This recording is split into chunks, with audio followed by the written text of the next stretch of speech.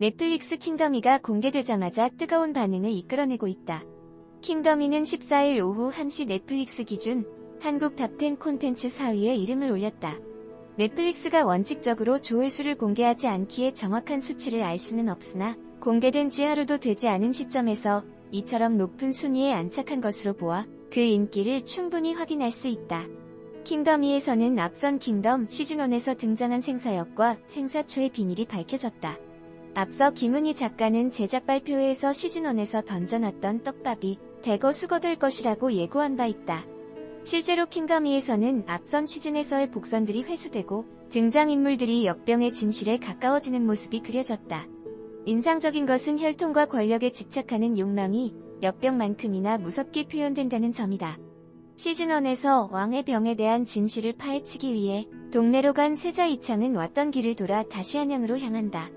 그 과정에서 이창의 모습은 이전보다 한층 단단하고 믿음직스럽게 그려진다.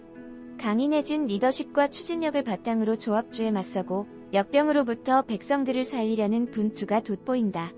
앞서 김은희 작가는 시즌2는 피에 대한 얘기를 하고 싶었다.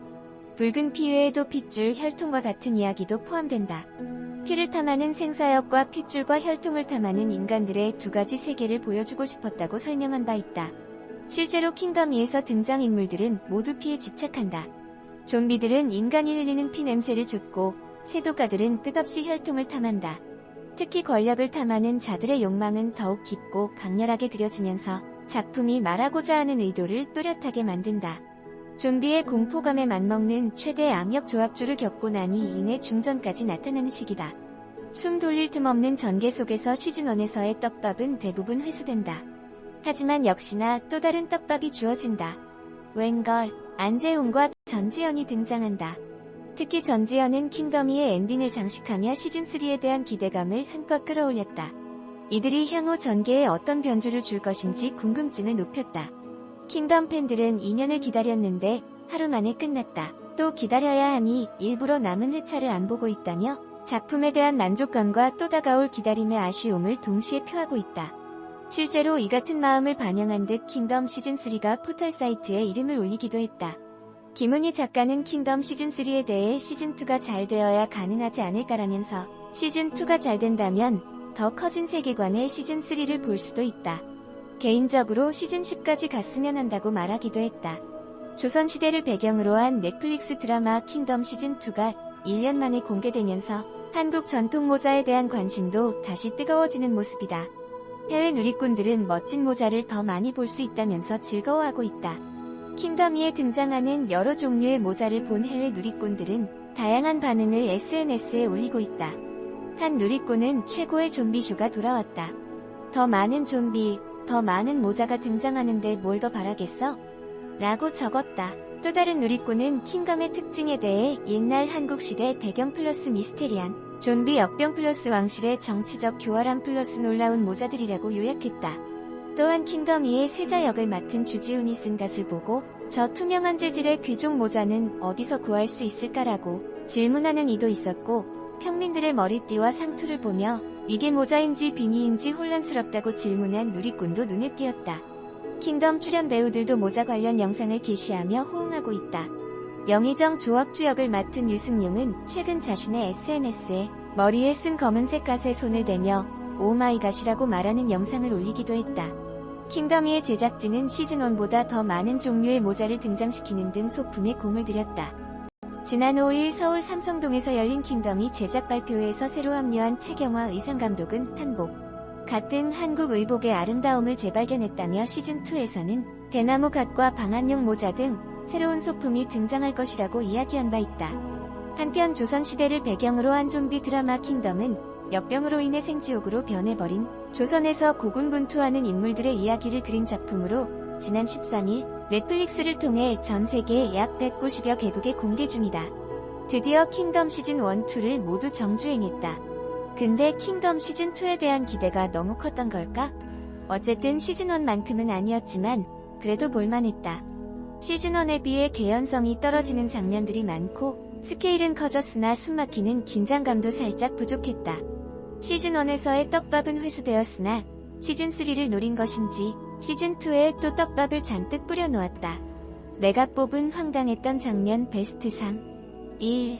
세자의 호위무사 무영이 죽는 신의 장소가 외딴 집안에서 자작나무 숲으로 급 바뀌는. 화살을 그리맞고도 겨우 숨이 붙어서 세자가 올 때까지 기어 숲으로 나왔다는 건가? 2. 중전이 자신을 진맥한 서비를 눈 가리고 손을 묶어서 역병 환자가 있는 감옥에 가두면서 역병 환자에 대해 더 연구하라고 명령한다. 아니, 눈 가리고 손 묶어놓고 어떻게 연구하라는 거냐? 냄새와 소리만으로 연구하라는 거냐? 3. 마지막 장면에서 대사 한마디 없이 뒤돌아보던 전지현. 난 글쎄다. 제가 가질 수 없다면 그 누구도 가질 수 없습니다. 궁궐 내의 역병 환자를 풀어버리는 중전.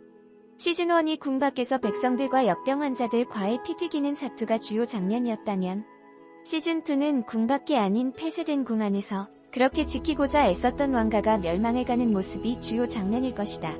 역병의 원인이 생사초에 기생했던 촌충이었다는 설정이 살짝 김 빠진다.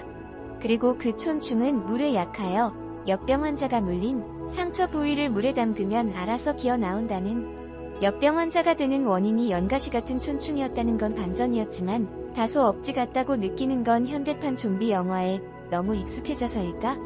어쨌든 이 드라마에서는 생사역을 병으로 설정함으로써 병의 원인이 있고 치료 또한 가능하다는 스토리를 만들다 보니 그런 촌충이 필요했을지도 모르겠다. 내가 뽑은 명장면 베스트 3. 1. 죽은 안현 대감이 역병 환자로 되살아나 조합주의 얼굴을 물어뜯는 장면. 2. 세자가 후원 연못으로 역병 환자를 유인하기 위해 기와지붕을 뛰어가다 지붕 위까지 올라온 역병 환자들을 쓰러뜨리는 장면. 3. 안현 대감의 부하인 덕성이 성주성으로 퇴각하면서 굴의 입구물에 자신의 몸을 묶어 역병 환자를 막아내는 장면. 시즌2의 핵심은 바로 피, 그리고 충.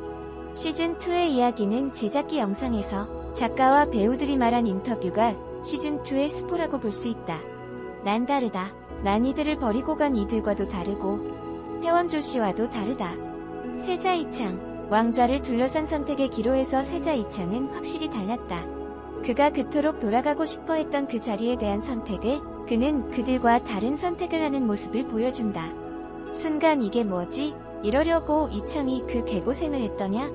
라고 불쑥 의문이 들었지만 한편으로는 그의 결정이 나름 일리가 있고 이해가 되더란 말이지. 피에 대한 얘기를 하고 싶었는데 핏줄 혈통까지 다 포함한 피가 여러가지 복수나 다툼 쟁취 살기 위해서 또 가족을 지키기 위해서 엄투를 벌이는 그런 것들이 피라는 단어 하나에 많이 함축되어 있는 것 같습니다. 시즌3를 위한 떡밥? 생사초를 누군가 고의적으로 퍼뜨렸다.